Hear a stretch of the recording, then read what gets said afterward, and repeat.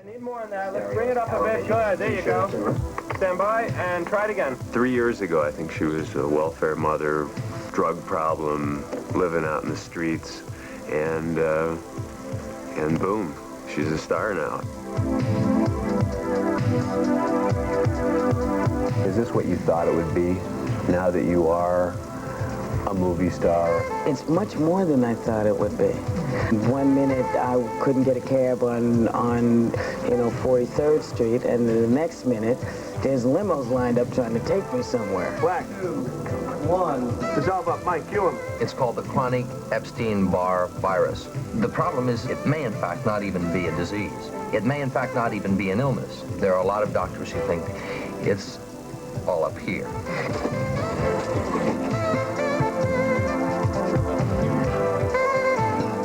You have got dark circles under your eyes, your pallor is really bad. You have problems like that from not being sick. Everybody wants an explanation for what's wrong with them, and I think they'll grasp at anything. Give me a reset on your audio. Resetting audio. Audio is good, and take it.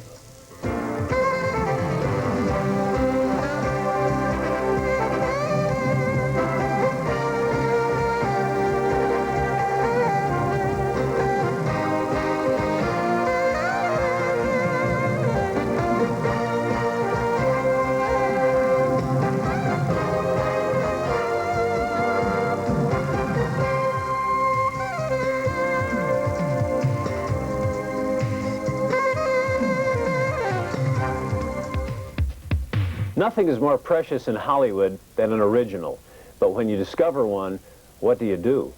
Whoopi Goldberg is certainly an original. Only 5 years ago, she was a struggling single mother cashing welfare checks to get by. Today, she has reinvented herself as a highly employable, bona fide movie star.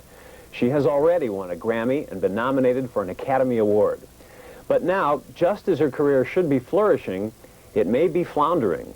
She's so much an original, it seems, that no one in Hollywood, including possibly Whoopi herself, has figured out how to turn her unusual talent into big screen success. You feel like you're a natural? You were born to do what you're doing?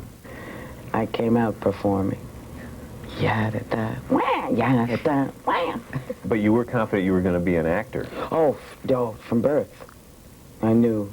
I mean, I used to watch the $1 Million Movie, in New York. So you would see someone coming down the stairs, and what I always imagined was a Golden Maid dress out of black and white TV. Only to discover when I got a color TV that the movies were in black and white anyway, And I knew that I wanted to do that. I knew that I could do that. I could pretend to be other people. Who did you want to be? John Garfield. You're not uncomfortable, are you? Oh, good. You're not afraid I'm going to come down there and rub up against you, and maybe you'll wake up like this tomorrow. She made it first on the stage 3 years ago, taking street characters of her own creation to Broadway in a one-woman show. I know you don't think I was born a junkie. In fact, she was once a junkie who managed to kick the habit. She was also a high school dropout who left home at 14 and who has always dreamed of being someone else. This is my long, luxurious blonde hair. Ain't it pretty? And I told my mother I didn't want to be black no more. And then she said, even if you sit in the vat of Clorox till hell freeze over, you ain't gonna be nothing but black. Whoopi Goldberg. Her real name is Karen Johnson, and she comes face to face with what she might have been when she pitches in at a shelter for homeless mothers in Washington, D.C. These are proud people. Her Broadway show got her discovered in Hollywood. And after Steven Spielberg cast her in The Color Purple, she was discovered by women like these. There are no bums in this room. Right. Makes my view look a lot better, looking at somebody that I know that, she's been on welfare, and I've been on welfare too, so. You just get the vibes, I'm here for you, if whatever I can do, she don't forget you. And you can see it on her expression, how she really feels. Just like in The Color Purple, you can feel it. Her pain, you feel it. I've seen this movie a lot of times, and I cry every time. Who do you think you is? You ain't nobody. Look at you. You're black, you're poor, you're ugly, you're a woman, you're nothing at all. You do right by me. Everything you even think about gonna fail. If if you have to run around like you're famous, then you want to do it with some style. This is how I went to the opening of Color Purple here. It was her first film, and she was nominated for an Oscar. Suddenly, everyone knew her face. Hi. How do you feel in those situations where you can't help but really look like not a real person, but a star? In a weird way, people live vicariously through me, because everybody can't look like some of the ladies we see on TV, but a great many people can look like me. But few people are paid like her, even in Hollywood. MGM gave her more than $2 million for her latest film. And at those prices, she can hardly afford to fail, especially since her last couple of movies haven't been big box office hits. So just before the film was released in October, she showed up in a New York television studio. But we're supposed to pretend there are no cameras here. Oh, I see. With co-star Sam Elliott for the obligatory round of promotional interviews via satellite. Whoopi Goldberg and Sam Elliott. What is Fatal Vision about? Or Fatal Beauty, I'm sorry. Fatal. All right, you can tell me about Fatal Vision later. Fatal Beauty. Not Fatal Vision, not Fatal Attraction. Yeah, Fatal Beauty. There we go. The plot of the movie is I'm a narcotics detective who is in search of the source of this killer drug. Police officer, freeze! After 6 weeks, Fatal Beauty isn't close to breaking even. Although MGM spent $5 million on promotion, there are more problems than just confusion over the title. Again, it's called Fatal Attraction, starring... Nope.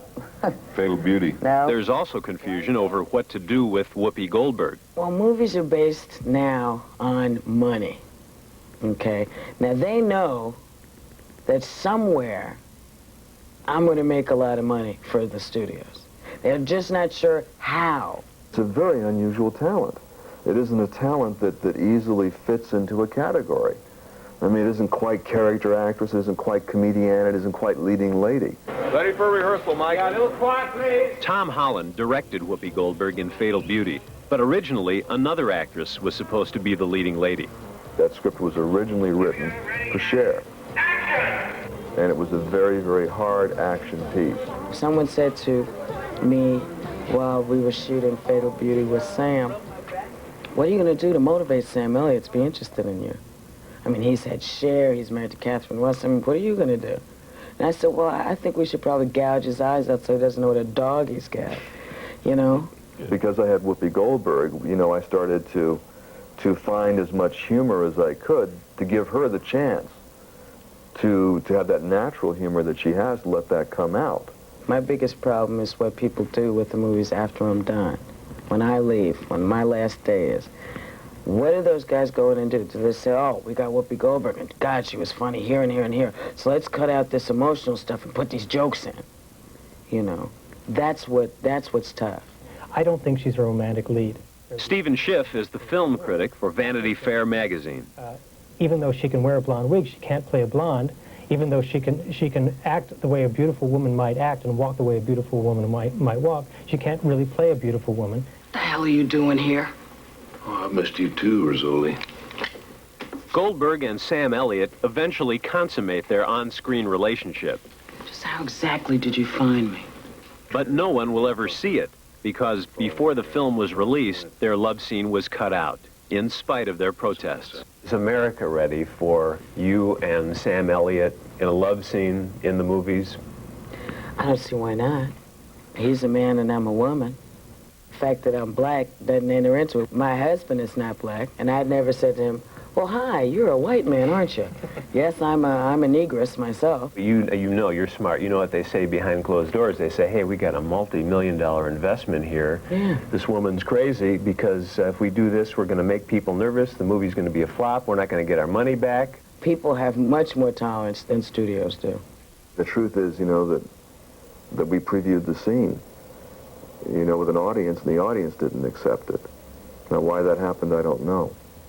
But it was, you know, it was a choice of either that scene or the monologue scene that she has now where she talks about her past. And the one that's in the film definitely worked better for an audience. No one will say that they were uncomfortable. Everyone will pass the buck and say, well, it wasn't me, of course. I thought it was a great scene. Whoop. She said, no one will say that they were uncomfortable. Everyone passes the buck and says, well, it wasn't me. All that I know is that I previewed both scenes. And the audience, for whatever reason, definitely preferred one over the other. And I don't think that it had anything to do with black and white. What we see in the movie today is what preview audiences said they liked. A little better, a lot better? A lot better. A lot better. Yeah. Whether it's Meryl Streep or other actors, you've made a point of saying, you know, you could have played those roles. If the reason you're not playing it is because you look different or because you're black, is some of it wishful thinking? I mean, are you being realistic? For me, yeah.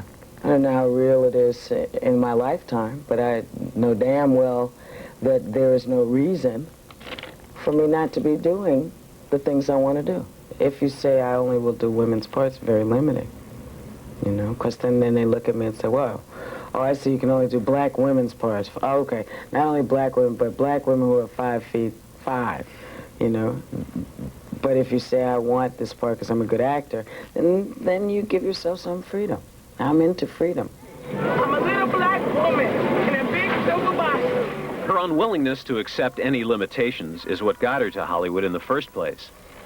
But now, so often, she seems to find herself in movies that waste her originality and talent. I don't know what to do. I don't know who you are. Some say that's because she is a victim of Hollywood miscasting. Others, that she is simply unable to resist bad parts that pay good money. Part of the answer may be found in one of those old films Whoopi used to watch on television. This one featuring her childhood idol, John Garfield. And you can do anything you have to do, or want to do, with yourself. I think her life and her career have given her this idea that she can do anything. And when an actor believes he or she can do anything, it takes them into weirder realms that for you and I don't exist. You know, I can do anything. I can play Hamlet. I can play Hamlet naked. I can play Hamlet in cornrows. You know, whatever it may be. Well, maybe people can play Hamlet in cornrows, and maybe someday she will. But that idea, when you get that into your head, you tend to stop listening to people. You tend to stop listening to your audience. You tend to stop listening even to your box office figures.